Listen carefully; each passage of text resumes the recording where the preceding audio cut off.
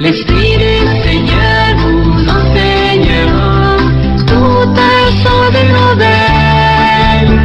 Gardez ma parole et méditez-la, elle vous donne la vie. Seule lumière en nos cœurs, Jésus ressuscité. Donne l'Esprit sans mesure pour nous renouveler. L'Esprit du Seigneur vous enseignera toutes choses nouvelles. Gardez ma parole et méditez-la, elle vous donne la vie. Eh bien, pour grandir dans cet amour auquel il nous a éveillés ou auquel il nous a réveillés, je vous propose tout simplement aujourd'hui de contempler, à la lumière de la tradition de l'Église et de l'Écriture, de contempler l'amour de Dieu, l'amour de la Sainte Trinité, l'amour de chacune des personnes de la Trinité, puisqu'elle telle est notre foi. Nous croyons en Dieu le Père Tout-Puissant, en son Fils Jésus-Christ notre Seigneur et en l'Esprit Saint. Et que les trois nous sont donnés pour grandir dans l'amour, pour communiquer l'amour et vivre de plus en plus, déjà, dès maintenant, de ce mouvement même qu'est le mouvement de la Trinité. Alors je commencerai tout simplement par l'amour du Père.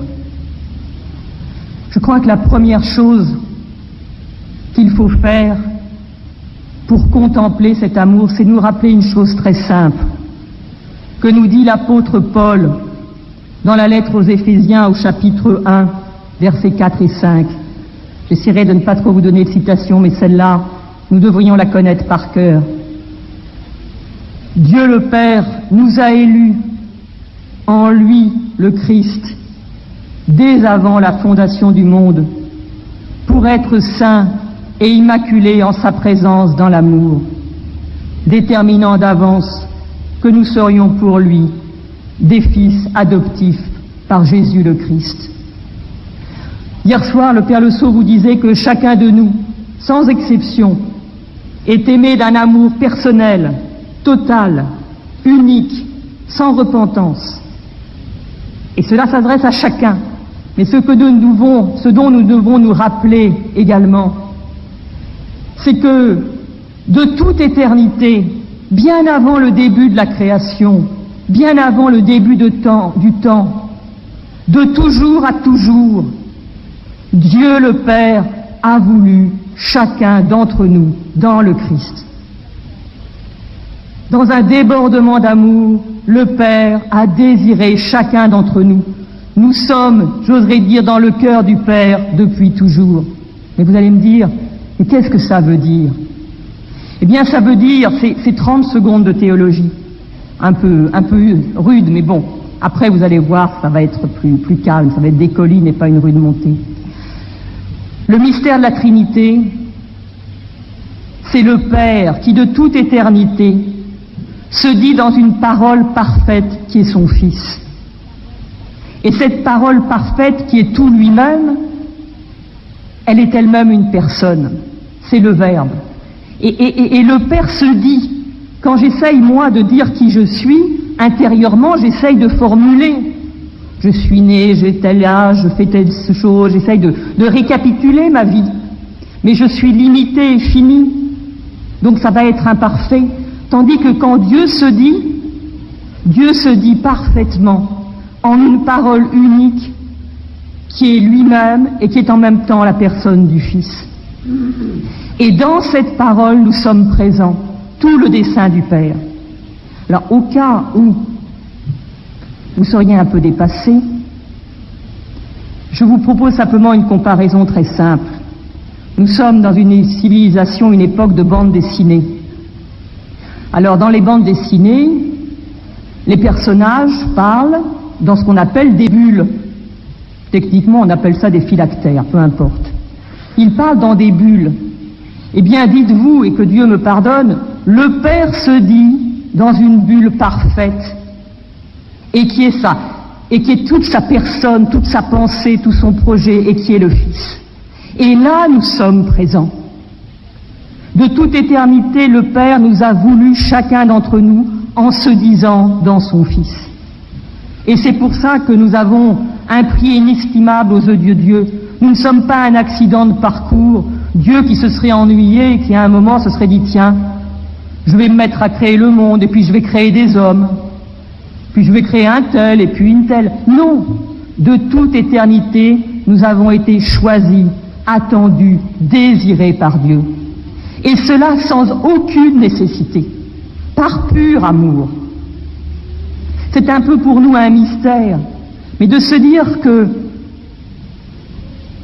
nous avons été voulus, appelés à l'existence gratuitement, sans aucune nécessité, sans aucune cause obligatoire, simplement par débordement d'amour.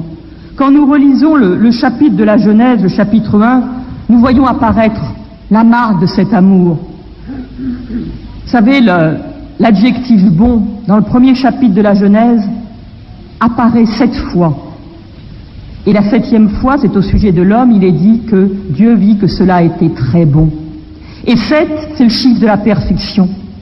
Donc la Genèse nous dit dès l'origine que la création porte la marque de cette perfection de l'amour, de cette surabondance de l'amour. Et un amour parfait est un amour gratuit. Et c'est pour ça que toute l'Église, depuis le début, a réfléchi et a affirmé que cette création, que la création de l'homme est gratuite. Saint Irénée, un père du IIe siècle, disait que Dieu n'avait pas besoin de créer l'homme.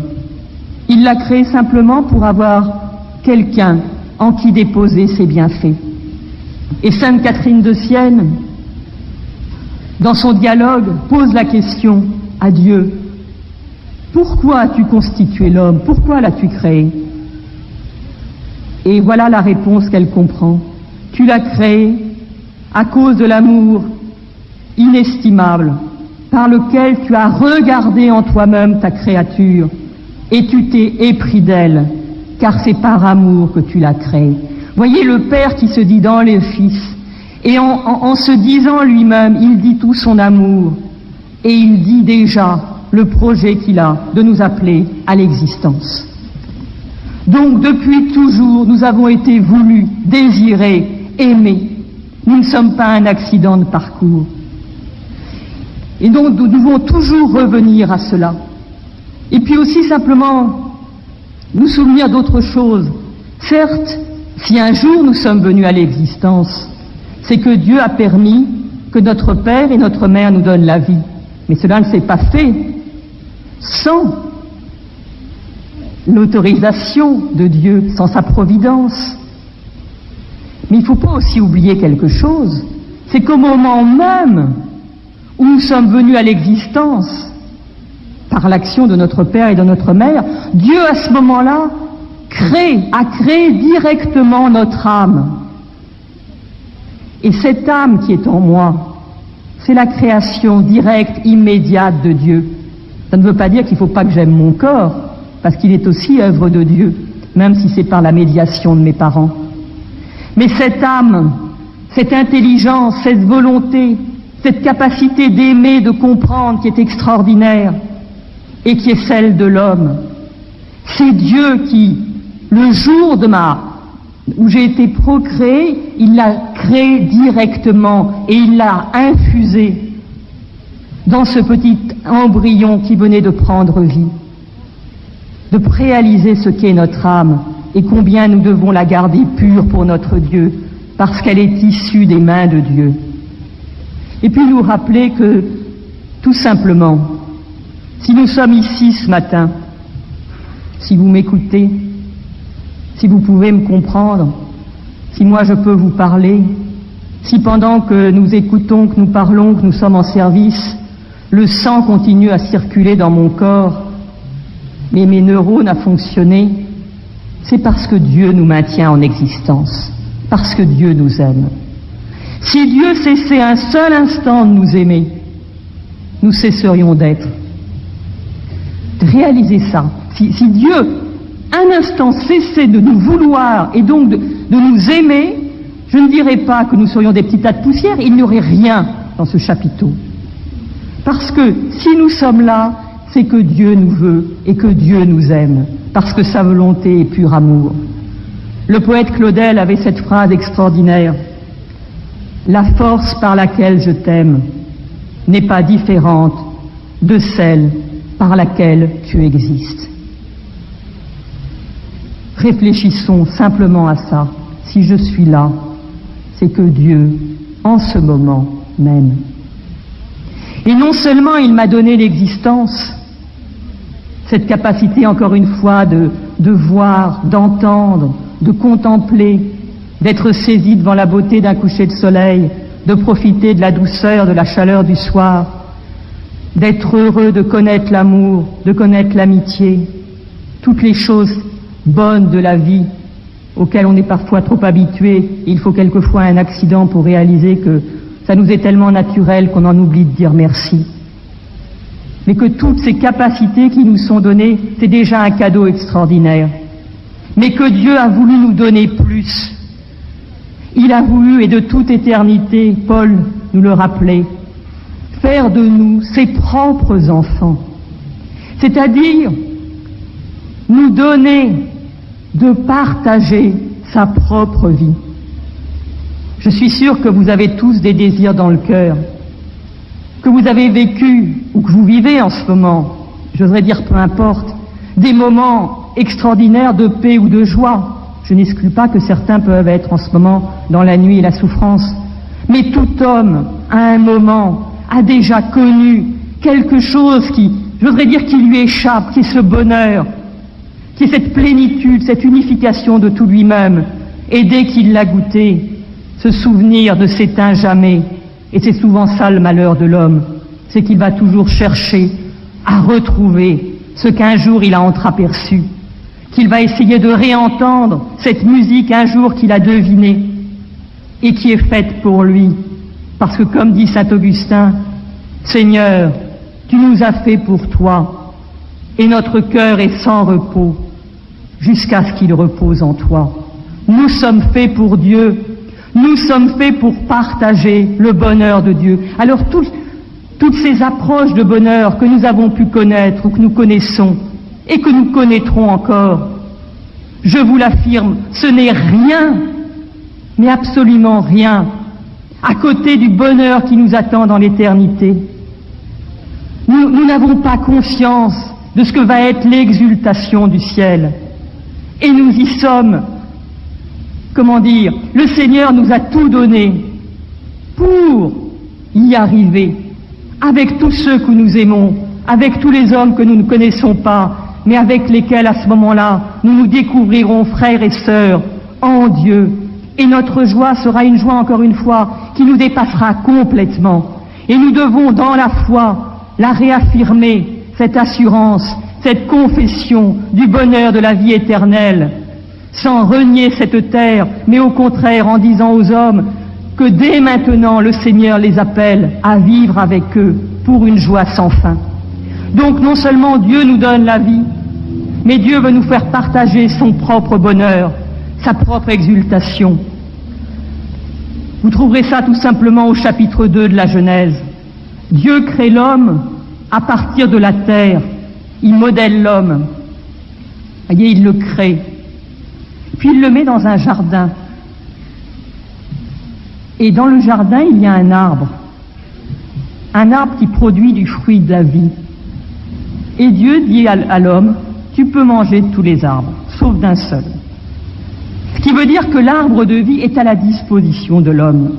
Et quand on relit la Genèse, à la lumière en voulant comprendre ce qu'a voulu dire l'auteur, on comprend qu'à l'époque, l'arbre de vie, c'était le symbole du partage de la vie divine. Et que dans certaines religions, c'était réservé au roi. Tandis que la Genèse, sous l'inspiration de l'Esprit Saint, nous fait comprendre que cet arbre de vie est laissé à la liberté de tout homme. Ce n'est pas le roi, ce n'est pas le prince qui a le privilège de partager la vie de Dieu. c'est tout homme, si librement il accepte, si librement il vient prendre ce fruit de la vie, ce fruit de la vie divine. Pourquoi? Pourquoi est-ce que Dieu n'a pas donné tout de suite? C'est très simple, parce que c'est une histoire d'amour. Et en amour, on ne peut pas forcer. L'amour exige la liberté. Je peux tout faire à un être humain. Je peux le mettre le réduire en esclavage. Je peux lui faire mal, je peux l'enfermer, ou je peux le combler de cadeaux et de bienfaits. S'il me refuse son amitié, je ne peux rien, car il n'y a pas d'amour sans gratuité, sans liberté. L'amour est accueil de l'autre, accueil libre.